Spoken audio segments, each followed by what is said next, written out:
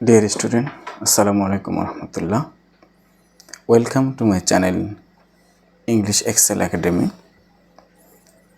I hope you are well by the grace of Allah. I am also fine by the grace of Allah. Ala kulli hal. Dear student, তোমরা thumbnail দেখে টের পেয়েছো যে আজকে কি বিষয় নিয়ে আলোচনা হবে। আজকে আমরা যে বিষয়টা সিলেক্ট করেছি আসলে এই বিষয়টা নিয়ে অনেক কঠিন মনে করো। আসলে বিষয়টা তেমন কঠিন না। আমরা যদি আগের জিনিসগুলো যেমন sentence, parts of speech, voice change, tense, degree এগুলো ঠিক মতো করে আসি তাহলে রাইট ফর্ম ভার্ব নিয়ে আমাদের কোনো টেনশন নাই। তোমরা ইজিলি সব কিছু সহজেই বুঝে ফেলবে যদি আমার ক্লাসটা ঠিকমতো করো। আমরা কয়েকটি পার্টে এই ক্লাসটা কমপ্লিট করব। আজকে আমাদের পার্ট 1। তোমরা নিচে জানো যে রাইট ফর্ম ভার্ব কী নিয়ে আলোচনা হয়। রাইট ফর্ম ভার্ব মূলত ভার্বকে নিয়েই আলোচনা। তোমরা জানো রাইট সঠিক, ফর্ম গঠন, অফ এর ভার্ব। ভার্ব এর সঠিক গঠনটাই হচ্ছে রাইট ফর্ম অফ ভার্ব। আমাদের সেন্টেন্সে সব কিছু ঠিক থাকবে। রাইট ফর্ম অফ ভার্বের যে প্রশ্নটা আমাদের দেয় সেটা সব কিছু ঠিক থাকবে, জাস্ট খালি আমরা ভার্বটাকে ঠিক করব। এই ভার্বটাকে ঠিক করতে আমাদের যে জিনিসগুলো সবচেয়ে বেশি প্রয়োজন, আমাদের না জানলেই নয়, সেই বিষয়গুলো আমি একটু কর্নারে একটু খেয়াল করো। দেখো 1 নম্বরে আমি লিখেছি ফাইনাইট এবং নন ফাইনাইট ভার্বস। খুবই গুরুত্বপূর্ণ একটা বিষয় ফাইনাইট এবং নন ফাইনাইট ভার্ব। এটি আমাদের সিম্পল কমপ্লেক্স কম্পাউন্ড করতেও খুবই জরুরি। অতএব এই ফাইনাইট এবং নন ফাইনাইট ভার্ব আমাদের জানতেই হবে। যাদের জানা নেই তারা একটু জেনেই রাইট ফর্ম ভার্বের দিকে আসবে। এরপর 2 নম্বর যে জিনিসটা জানতে হবে অবশ্যই অ্যাক্টিভ এবং প্যাসিভ। আমরা জানি ভয়েস চেঞ্জ 2 প্রকার। আমার ভয়েস চেঞ্জ ক্লাস দেওয়া আছে অলরেডি। তোমরা অ্যাক্টিভ এবং প্যাসিভ কীভাবে করতে হয় এটা ওখান থেকে আমার চ্যানেল থেকে করে আসতে পারবে। এরপরে dear student, subject verb agreement. আমাদের গ্রামারের একটা অধ্যায় আছে সাবজেক্ট ভার্ব এগ্রিমেন্ট। এটা রাইট ফর্ম ভার্বের সাথে একেবারেই অন্তরঙ্গ সম্পর্ক, যাকে না জানলে রাইট ফর্ম ভার্ব নিয়ে আলোচনা করা উচিত নয়। রাইট ফর্ম ভার্ব পড়ার আগে সাবজেক্ট ভার্ব এগ্রিমেন্ট পড়া উচিত আমাদের। কী বিষয় আসলে সাবজেক্টের সাথে ভার্বের যে সম্পর্ক, এগ্রিমেন্ট চুক্তি হবে, মানে সাবজেক্ট দেখেই ভার্ব ঠিক করতে হবে। Subject singular, verb singular, subject plural, verb plural, এই বিষয়গুলো নিয়ে আরও বহুত বিষয় আছে, সেগুলো নিয়ে এই অধ্যায়টা আলোচনা করা আছে। আমরা অনেকেই এটা জানি না যে সাবজেক্ট ভার্ব এগ্রিমেন্টে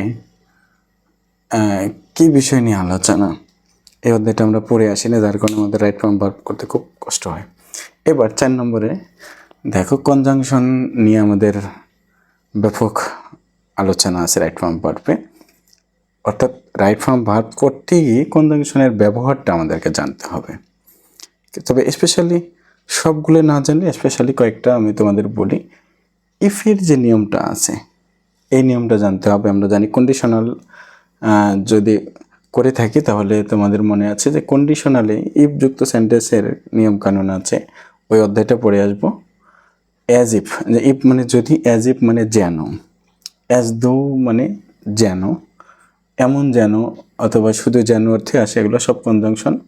সো দ্যাট যাতে, লেস্ট নতুবা, অনেক বই লেখা থাকে পাছে ভয় হয়, আমি বলি নতুবা শব্দ ব্যবহার করলে এর অর্থ ক্লিয়ার পাওয়া যায়। এই যে কয়েকটা কনজাংশন, এই কনজাংশন কয়েকটা ভালো করে একটু গ্রামারের কনজাংশন চ্যাপ্টারে গিয়ে দেখে আসলে রাইট ফর্ম ভার্ব ভালো পাওয়া যাবে। এরপরে আরেকটি বিষয়, আমাদের নন ফাইনাইট ভার্বের 3টা প্রকার। তার মধ্যে জিরান, পার্টিসিপল আর ইনফিনিটিভ, এই 3টা সম্পর্কে আমাদের ভালো জানতে হবে। আমি এখানে 5টি সেন্টেন্স দিয়েছি রাইট ফর্ম ভার্বের। আমি আলোচনা করার পূর্বেই এই 5টি সেন্টেন্স, প্রথম সেন্টেন্সে I went to Sylhet to buy a dictionary. এখানে একটি সেন্টেন্স দেওয়া আছে দেখো একটি সেন্টেন্সের একটা সাবজেক্ট ভার্ব এখানে ওয়েন্ট, এখানে আরেকটি ভার্ব আছে বাই, তার আগে টু যুক্ত আছে। আমি তোমাদের বলেছি যে ফাইনাইট এবং নন ফাইনাইট ভার্ব সম্পর্কে আমাদের জানতে হবে। ফাইনাইট ভার্ব আমরা জানি যে ফাইনাইট এমন একটি ভার্ব, ফাইনাইট ভার্ব যে ভার্বটা কখনো অন্য ভার্বের সাহায্য গ্রহণ করবে না, একা একাই তার অর্থ প্রকাশ করবে, সেটা হচ্ছে ফাইনাইট ভার্ব। আর নন ফাইনাইট ভার্ব কোনটা? যেটা অন্য ভার্বের সাহায্য ছাড়া অর্থ প্রকাশ করতে পারবে না। আমি একটু প্রথম সেন্টেন্সটা দিকে খেয়াল করো, দেখি নন ফাইনাইট কোনটা আর ফাইনাইট কোনটা আমরা আইডেন্টিফাই করি। এই যে আমি লিখেছি আই ওয়েন্ট টু সিলেট, আমি সিলেটে গিয়েছিলাম টু বাই এ ডিকশনারি, এটা ডিকশনারি কিনতে, একটা ডিকশনারি কিনতে আমি সিলেটে গিয়েছিলাম। দেখো আমি গিয়েছিলাম, এটা একটা ভার্ব। আরেকটি দেখো কিনতে, আমরা জানি টু, টু এর ব্যবহার আমরা জানি, টু মানে দিকে, ভালো করে খেয়াল করো, টু মানে দিকে অথবা প্রতি। এটা কখন অর্থ দেবে? যদি টু এর পরে নাউন থাকে অথবা প্রোনাউন থাকে, নাউন অথবা প্রোনাউন, তখন টু এর অর্থ দেবে দিকে বা প্রতি। যেমন দেখো আই ওয়েন্ট টু সিলেট, আমি সিলেটের দিকে গিয়েছিলাম বা সিলেটে গিয়েছিলাম, তখন টু এর অর্থ দিকে বা প্রতি।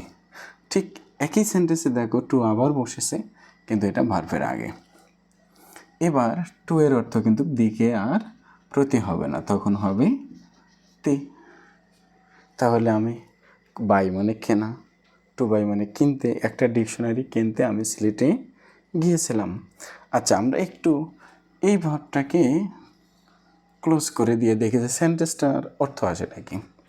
আই ওয়েন্ট টু সিলেট, আমি সিলেটে গিয়েছিলাম, এতটুকু যদি আমরা রাখি তাহলে দেখো সেন্টেন্সের অর্থ আসে। হ্যাঁ, আমি সিলেটে গিয়েছিলাম, অর্থ আসে। এবার আমি এই ভার্বটাকে বাদ দিই, আমি যদি বলি I to Sylhet to buy a dictionary, এই ভার্বটাকে বাদ দিয়ে যদি সেন্টেন্স করে দেখো, অর্থ হচ্ছে আমি সিলেটে একটা ডিকশনারি কিনতে।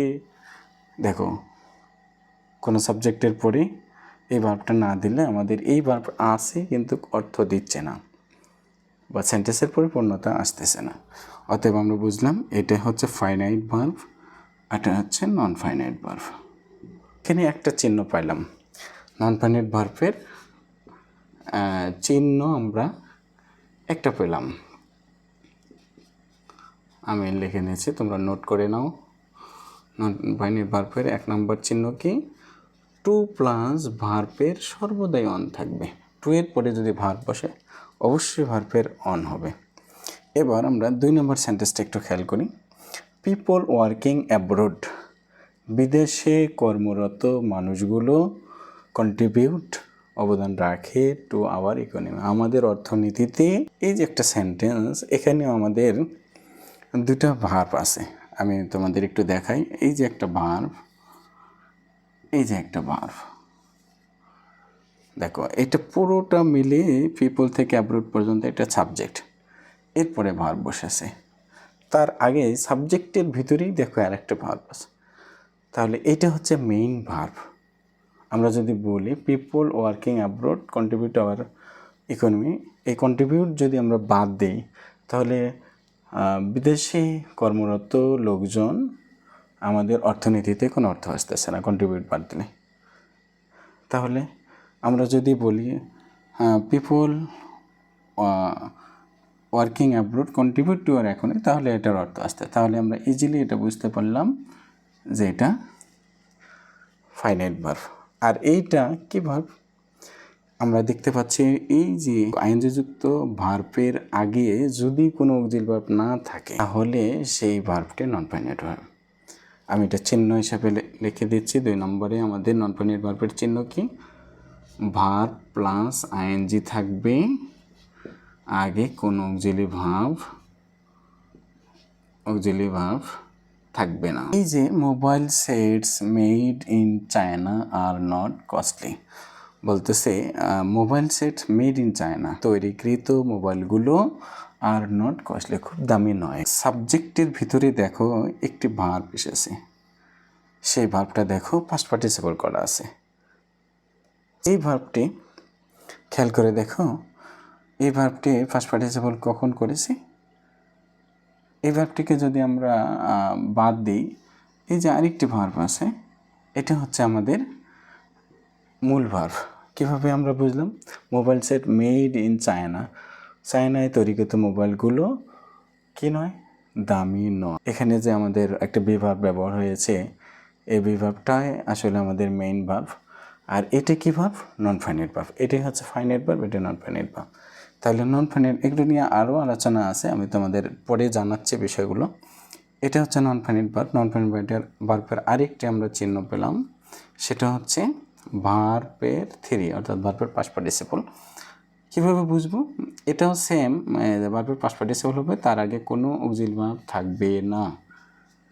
পাস্ট পার্টিসিপল তো আমরা জানি থাকবে, present perfect, past perfect, future perfect আমাদের পাস্ট পার্টিসিপল থাকে।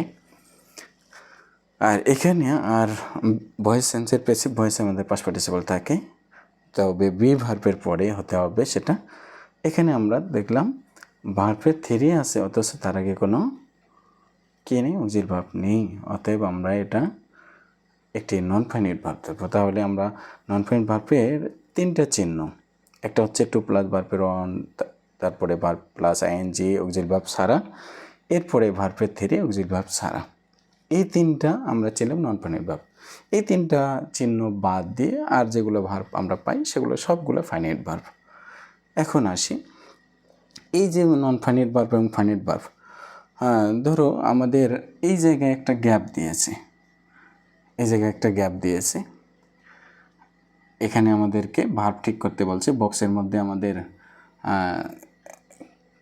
শব্দ দিয়েছে বাই, আমরা বাই এখানে নিব, বাইং করব নাকি টু বাই করব নাকি বট করব, টু দিয়ে ভার্বের প্রেজেন্ট ফর্ম করব নাকি আইএনজি যুক্ত করব, বাইং করে দেব, নাকি ভার্বের পাস্ট পার্টিসিপল করে দেব। আমরা জানি একটি সিম্পল সেন্টেন্সে যদি দুটি ভার্ব থাকে, একটা ফাইনাইট ভার্ব আরেকটি ভার্ব আবার পরে থাকে, তাহলে এটার তিনটা নিয়ম আছে, তোমরা নোট করে নাও। একটি সিম্পল সেন্টেন্স, আমরা জানি সিম্পল সেন্টেন্সে একটি সাবজেক্ট একটি ফাইনাইট ভার্ব থাকবে, কিন্তু আরেকটি যদি ভার্ব থাকে তখন আমরা এটা কীভাবে করবো? আমাদের রাইট ফর্ম ভার্বের গুরুত্বপূর্ণ একটা রোল, এটা প্রায় আসে থাকবেই। তাহলে এক নম্বরে আমরা যদি এরকম একটি সিম্পল সেন্টেন্সে দুটি ভার্ব পাই, প্রথম ভার্ব আমরা দেখতে পাচ্ছি ঠিক আছে, আমাদেরকে ঠিক করতে বলছি এটা, তাহলে আমরা কি করব? এটা তিনভাবে করতে পারবো। একটা হলো টু প্লাস ভার্ব, এই যে আমরা এটা করব, টু প্লাস ভার্ব করব, অথবা ভার্বের সাথে আইএনজি অথবা ভার্বের থ্রি। তাহলে কিভাবে কোনটা করব? টু প্লাস ভার্ব আমরা কখন দেব? যদি আমি তোমাদের লিখে দিই, যদি উদ্দেশ্য বোঝায়, যদি সেন্টেন্সটি দ্বারা উদ্দেশ্য বোঝায়। যেমন উদ্দেশ্য কাকে বলে আমি একটু দেখি। আই ওয়েন্ট টু সিলেট, আমি সিলেটে গিয়েছিলাম টু বাই এ ডিকশনারি। উদ্দেশ্য কি? আমি কেন গিয়েছিলাম সিলেটে?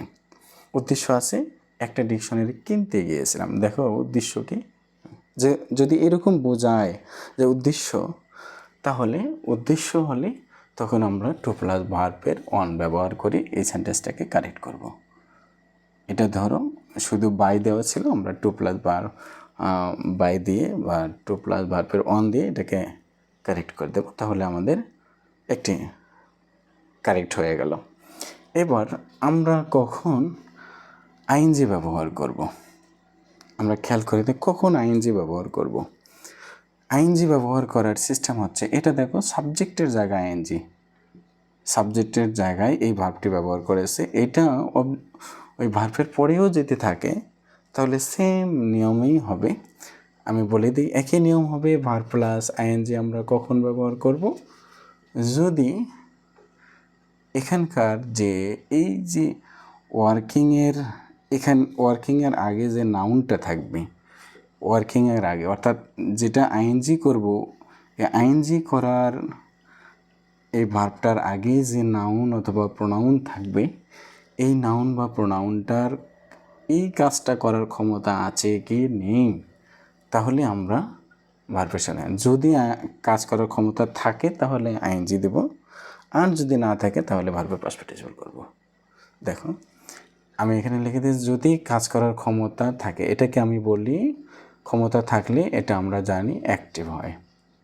তার মানে এই যেটাতে আইএনজি করব তার আগের নাউনটা দেখব, এই নাউনের এই কাজটা করার ক্ষমতা আছে। দেখো পিপল ওয়ার্ক, এই কাজ করার ক্ষমতা মানুষের তো থাকবেই, মানুষই তো কাজ করার ক্ষমতা রাখে, অতএব এখানে আইএনজি করে দেব। আর যখনই আইএনজি যুক্ত হবে তখনই এটা কাজ করার ক্ষমতা থাকলেই এটাকে বলে অ্যাক্টিভ।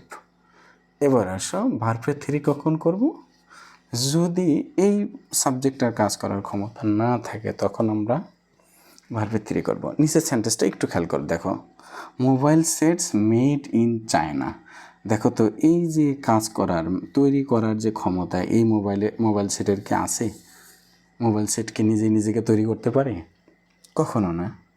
তা কে তৈরি করেছে? মানুষ তৈরি করেছে। তাহলে এই মেডের ক্ষমতা মোবাইল সেটের নেই তৈরি করার, অতএব এটা দেখো পাস্ট পার্টিসিপল। এখানে যদি মানুষ থাকতো কাজ করার ক্ষমতা তাহলে কিন্তু এখানে অবশ্যই মেকিং হতো, মেড হতো না।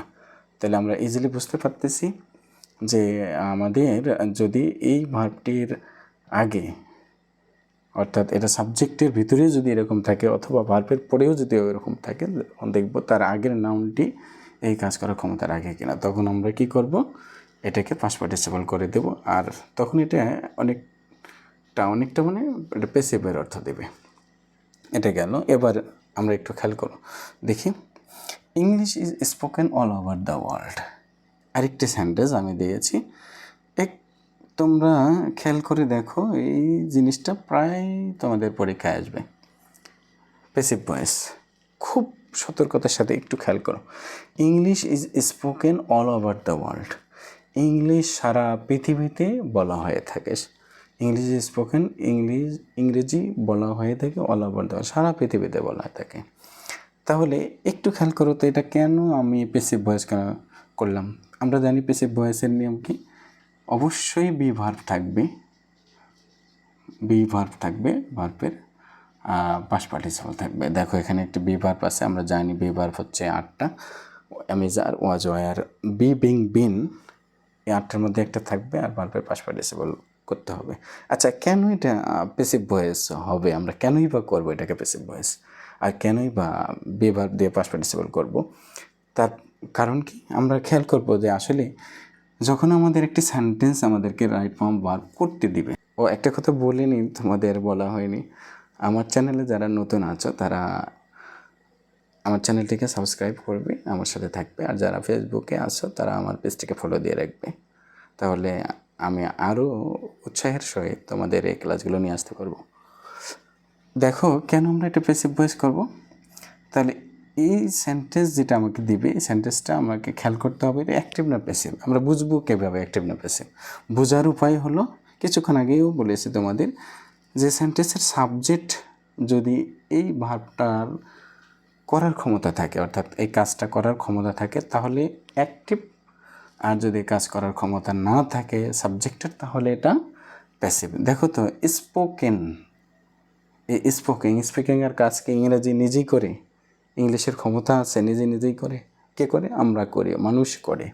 অতএব এই ইংলিশ নিজেই নিজেকে বলে না। অতএব আমরা জানলাম সেন্টেন্সের সাবজেক্ট যদি কাজ করার ক্ষমতা রাখে অ্যাক্টিভ, কাজ করার ক্ষমতা না রাখলে প্যাসিভ। যখনই দেখবো কাজ করার ক্ষমতা নেই তখন আমরা এটা প্যাসিভ ফর্মে নিয়ে যাব। তো আমরা টেন্স অনুযায়ী সেটা আমরা একটা বি ভার্ব দিব, বি ভার্ব থাকবে না পরীক্ষায়, তোমাদেরকে একটা বি ভার্ব দিতে হবে, অথবা থাকলে জাস্ট খালি মূল ভার্বের পাস্ট পার্টিসিপল করতে হবে। তাহলে English is spoken all over the world গেল। এবার নাম্বার 5-এ ওয়াজ এস্টাবলিশড ইন 1990। দেখো তো আমাদের স্কুল প্রতিষ্ঠিত করা হয়েছিল 1990 সালে। আমাদের স্কুলটা প্রতিষ্ঠিত হয়েছিল কত সালে? 1990 সালে। দেখো এখানে যে ভার্ব প্রতিষ্ঠা হয়েছিল, এই যে প্রতিষ্ঠা করার কাজ কি আমাদের স্কুল নিজেই করেছে? অবশ্যই না। যদি নিজেই না করে থাকে তাহলে এটা কী হবে বলো তো? হ্যাঁ ঠিক ধরেছো, এটা প্যাসিভ। তাহলে এটা প্যাসিভ কেমন করে আমরা পারলাম? এই সাবজেক্ট নিজে কাজ করেনি, ক্ষমতা রাখি না সে প্রতিষ্ঠা করার, স্কুল অন্য মানুষ দ্বারা প্রতিষ্ঠিত হয়েছে। মানুষের দ্বারা হয়েছে। তাহলে খেয়াল করে দেখো যে আমরা সাবজেক্ট নিজে কাজ করতে পারতেছে না, তাই একটা আমরা কি দিয়েছি, বি ভার্ব দিয়েছি, এখানে মূল ভার্বের পাস্ট পার্টিসিপল করেছি। তাহলে আমরা বুঝলাম যে এই সেন্টেন্সটি প্যাসিভ হয়ে গেল। আর এখানে কেন ওয়াজ দিলাম, আমরা জানি কোনো সেন্টেন্সে যদি শাল থাকে, ইয়ার থাকে, কিছু চিহ্ন আছে, আমরা ধীরে ধীরে আমরা সেদিকে যাব। রাইট ফর্ম ভার্ব যখন শুরু করেছি সব রুল নিয়ে আলোচনা হবে ইনশাল্লাহ, তোমরা আমার সাথেই থাকবে। এই দেখো কোনো সেন্টেন্সে যদি শাল থাকে তাহলে সেই সেন্টেন্সটি প্যাসিভ ভয়েস করতে গিয়ে পাস্ট ইনডিফিনিট করতে হবে। আর আমরা জানি পাস্ট ইনডিফিনিট করতে ওয়াজ ওয়ার ব্যবহার হয় বি ভার্ব হিসেবে, আর মূল ভার্বের পাস্ট পার্টিসিপল তো আমরা করবোই প্যাসিভ ভয়েসের নিয়ম অনুসারে, সেটা আমরা পাস্ট পার্টিসিপল করলাম। তোমরা একটা জিনিস খেয়াল করবা যে আমরা প্যাসিভ ভয়েসে আমাদের অনেক বই লেখা থাকে যে অবজেক্টের আগে একটা বাই বসাতে হয় বা টু বসাতে হয়, উইথ বসাতে হয়, সর্বদাই কিন্তু প্রিপোজিশন বসে না। তোমরা খেয়াল করে দেখো এখানে প্যাসিভ ভয়েস কয়টা আছে, এই যে এখানে একটা প্যাসিভ ভয়েস, পুরো দুটো সেন্টেন্সে প্যাসিভ ভয়েস, এখানে একটি অংশ প্যাসিভ ভয়েসের। দেখো শেষের দুইটা sentence, English is spoken all over the world, এখানে কিন্তু বাইযুক্ত কোনো অবজেক্ট নেই। তার মানে বাই প্যাসিভ ভয়েসের যে শর্ত, এটা কিন্তু না। প্যাসিভ ভয়েসের শর্ত আমি আমার ক্লাস করে আসলে বুঝবা। এখানে দেখো এখানেও বাইযুক্ত কোনো অবজেক্ট নেই, তার মানে এখানেও অবজেক্ট নেই, এখানে অবজেক্ট নেই। টেন্সটা ভালো করে জানবা, ভার্বের চ্যাপ্টারটা একটু ভালো করে পড়বা, তাহলে আশা করি তোমরা মোটামুটি রাইট ফর্ম ভার্বের আর কখনো প্রবলেম ফেস করবা না। আজকের ক্লাস এ পর্যন্তই, আগামী ক্লাসে আমার সাথে থাকবে। সকলকে ধন্যবাদ জানিয়ে আজকের ক্লাস এখানে শেষ করছি। আসসালামু আলাইকুম রহমতুল্লাহ।